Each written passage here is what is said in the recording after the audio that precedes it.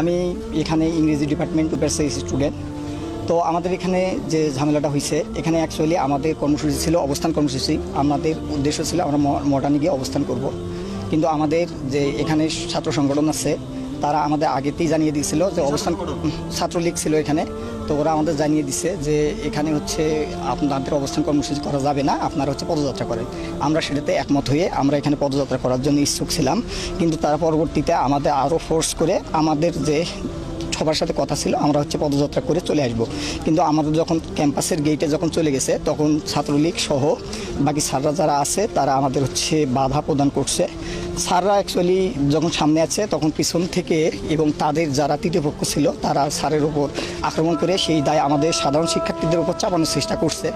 এই রকম যে আন্দোলন থাকে সেই আন্দোলনগুলোতে বরাবরই ছাত্র তৃতীয় পক্ষ ঢুকে এবং সাধারণ শিক্ষার্থীদের উপর দায় চাপানোর চেষ্টা করে।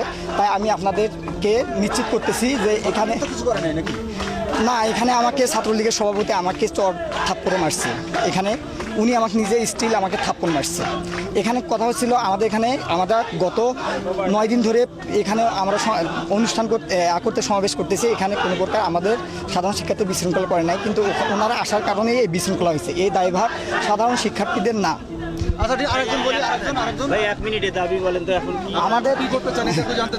আমাদের দাবি আমরা এখন বর্তমানে এক দফাতে পৌঁছাইছি, সেটা হচ্ছে সকল প্রকার অযৌক্তিক কোটাগুলো, বৈষম্যমূলক কোটাগুলোকে দূর করে প্রথম থেকে চতুর্থ শ্রেণী পর্যন্ত যথাযথ কোটা সংস্কার করা। আর এখানে আমাদের হচ্ছে বিচার বিভাগের সাথে আমাদের কোনো সম্পর্ক না, আমাদের সম্পর্ক হচ্ছে নির্বাহী বিভাগের কাছে।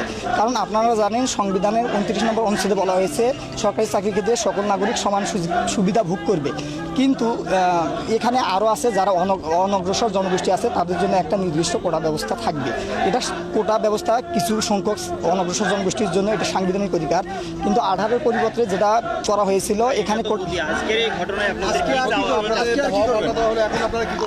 এখানে আমরা সাধারণ শিক্ষার্থীরা আমরা এখানে শঙ্কিত আছি। তো আমরা সাধারণ শিক্ষার্থীরা চাচ্ছি যাতে আমাদের এই ব্যাপারে আমাদের পরবর্তীতে কোনো সমস্যা না হয়।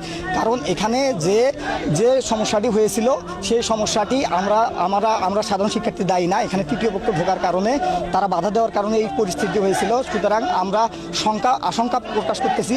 সুতরাং আমাদের আশঙ্কায় সারা বাংলাদেশের শিক্ষার্থীরা একমত প্রকাশ করবে বলে আমি আশা পোষণ করতেছি।